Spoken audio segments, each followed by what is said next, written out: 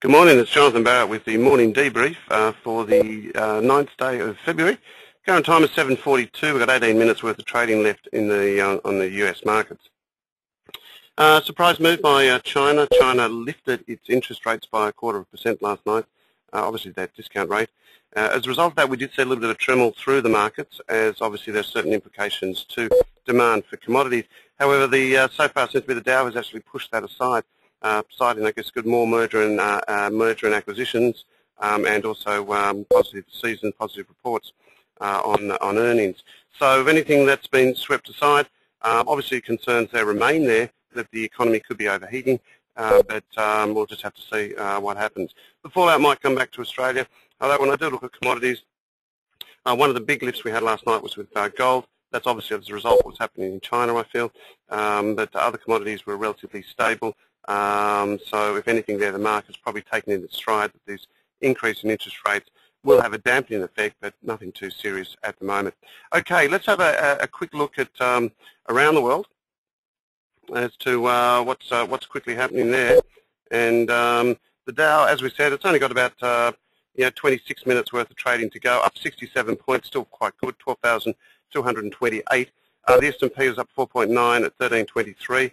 The Nasdaq up 8.8 at 2792. The top 50 in Europe, solid, up 11 at 3042. FTSE at up 40, the CAC's up 17, and the DAX up 39. On the local futures market, we closed up 4,883. Obviously, we've clearly broken out through that area, and if we remain above those areas, as we've mentioned, we would like to see that market trade onwards and upwards from here. Okay, let's have a look at a few things now. We'll get onto the economic calendar a little bit later. Dollar index last night, a little bit of lift. Excuse me, a little bit of a lift there from that low of 77.75. Still towards the close. Excuse me. Towards the close there, we had a lift there with the dollar was a little bit firmer. Failed to do much on everything else. The dollar, as I said, just slightly firmer towards the close. Basically, I guess when you look at the currencies, Aussie 101.47, that's at the top end of its range. Did reject those old highs there, and we probably expect more sideways price action for the Aussie. Dollar yen, as we know, that's been a lethargic trade that we've had on for some time.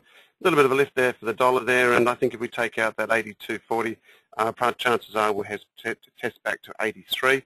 The euro's 136.34. Does look a little bit tired at these levels, but let's see what happens.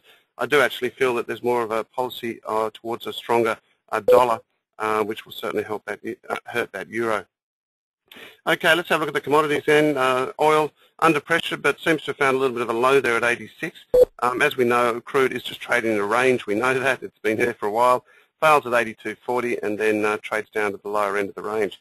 That's obviously what we've seen there. And I think expectations are for it to find good support around that 86, and the chances are we just trade back to the top end again. Okay, looking at copper 460.25. We do like, once again, the concerns in copper still suggest that it can trade to the top end. Yesterday's correction, we feel is still a little bit, well, it looked as if it took it out, correction, and then she came straight back again, as you can see. So there's still concerns there of underlying supply to the market, which is certainly helping that market trade higher. Gold, it's a good, strong night. Something we also mentioned on Bloomberg yesterday, expectations for 1375, maybe back up to 1400. That seems to be panning out quite nicely. Silver, good strong night, broke through the resistance, 30.27, and that certainly looks okay to the top side. On the equity markets, 48.84 is where we are going to open. Chances are the market will open higher today, and might get a lift out of those gold stocks today, which is something we're probably expecting. So if anything there, they're expecting probably accept that to support the market. As you can see, when you look at that hourly chart, it does look quite strong. There's the break we've seen. So as long as we stay above that 48.30 level, we've got to conclude that things remain relatively positive. Okay, now on the calendar side of things, a little bit of data out in the UK, consumer confidence, and a whole lot of data out of Japan, so that could be quite interesting today.